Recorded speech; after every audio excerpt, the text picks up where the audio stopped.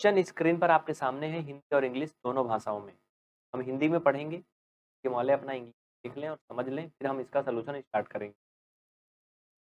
Question कह रहा है कि एक त्रिभुज एबीसी की भुजाएं एबी और बीसी तथा माध्यिका एडी एक अन्य त्रिभुज पीक्यूआर की क्रमशः भुजाओं पीक्यू और क्यूआर तथा माध्यिका पीएम के समानुपाती हैं, प्रोपोर्शनल हैं, तो दर्शाइए मीन्स प्रूव कीजिए triangle ABC similar to triangle.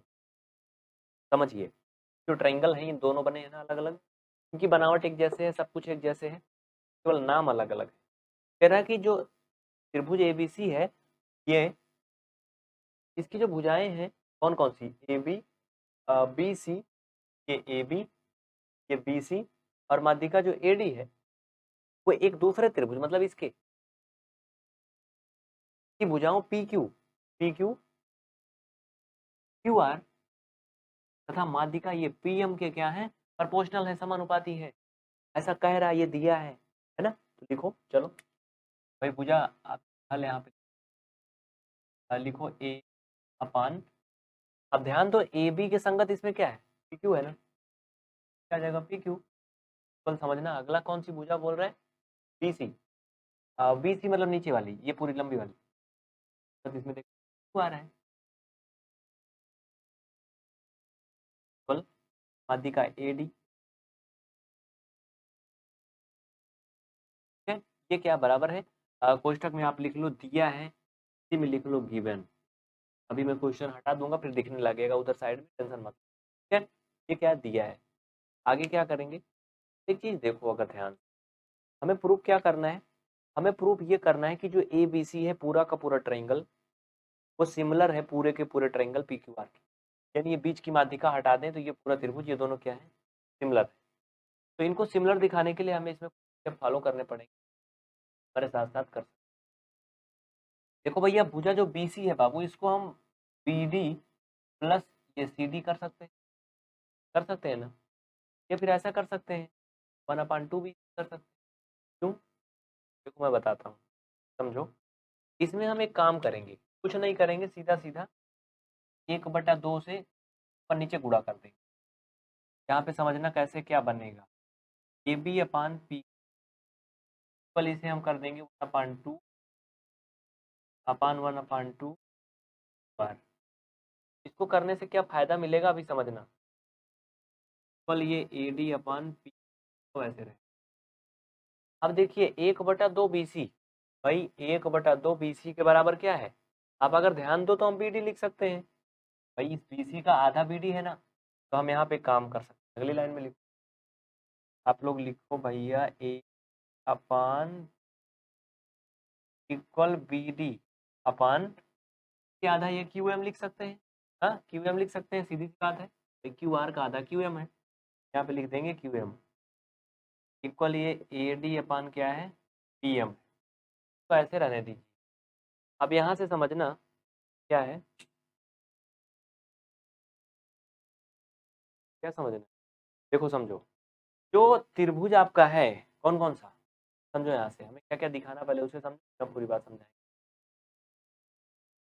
देखिए अब इसमें अगर आप एक चीज देखो ध्यान से तो आपको मिल रहा होगा कि जो दो ये ट्रायंगल हैं ए बी डी और पी क्यू एम, ये दोनों सिमिलर सिद्ध हो गए। क्यों सिद्ध हो गए, आप अगर ध्यान दीजिए तो यहाँ पर इनकी भुजाएं जो है आपस में यहाँ पर एक बार बराबर दिखा दिया गया इनके माध्यम से, और एक बार इसमें अगर आप देखो ये भी बराबर हो गया A B, A B Q, और ये बी डी जो है वो क्यू एम के और पी एम ए डी के, आप देख रहे हो ना। तो आप नीचे लिख सकते हो, क्या लिख सकते हो भाई, अगर ये आपस में इस तरह से बराबर हो रही तो हम नीचे लिख सकते हैं, ये दिख रहा है ना, ये लिखिए इसलिए इसलिए ए बी सी, ऐसे लिखिए त्रिभुज ए बी, सॉरी सी नहीं ए बी डी, भाई ए बी डी ये ट्राइंगल इसके क्या है, सिमिलर है, ये प्रूफ हो गया, लिखो ये सिद्ध हो गया, सिमिलर टू ट्राइंगल, ट्राइंगल कौन सा पी क्यू एम, ये पी क्यू एम, ब्रैकेट में लिखिए by S S S, side side side, ठीक है, क्या हो गया। लेकिन हमें ये नहीं सिद्ध करना था, हमें तो पूरा का पूरा ट्राइंगल, ये पूरा का पूरा इसके सिमिलर प्रूव करना था। अभी तो हमने इसका केवल थोड़ा सा ये आधा आधा प्रूफ करा है ना, जो बचा आधा है उसको भी कर लेते हैं। चलो इसको लिख लो जल्दी से, मैं सामने से हट जाता हूँ, आप लिख लीजिए, हटा देता हूँ। चलिए बहुत जल्दी करिए, फास्ट हो गया। अब हम आगे करेंगे, इसको ध्यान देना, अब आगे भी हल करना है, बिल्कुल जाना नहीं कहीं। चलिए अगर दिख रहा है तो मैं इसे आगे हल कर देता हूँ, डोंट वरी। क्या था, ठीक है। अब लिखिए एंगल बी एंगल क्यू के बराबर है, समरूप त्रिभुज की संगत भुजा है।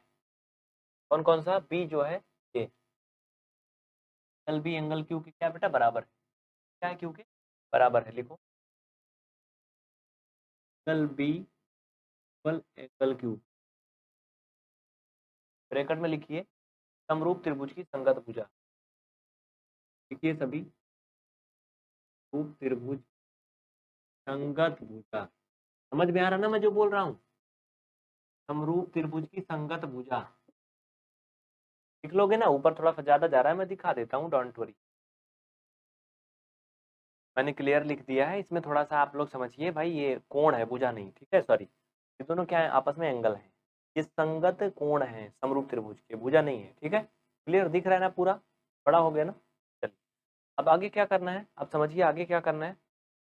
आप इक्वेशन नंबर फर्स्ट मान लीजिए, अगर आप पे जगह है तो ऐसे बना, नंबर 1 हो गया, ठीक है। अब लिखिए त्रिभुज ए बी सी और पी क्यू आर में, ये पूरा पूरा त्रिभुज, नीचे लिखिए ए बी त्रिभुज पी क्यू।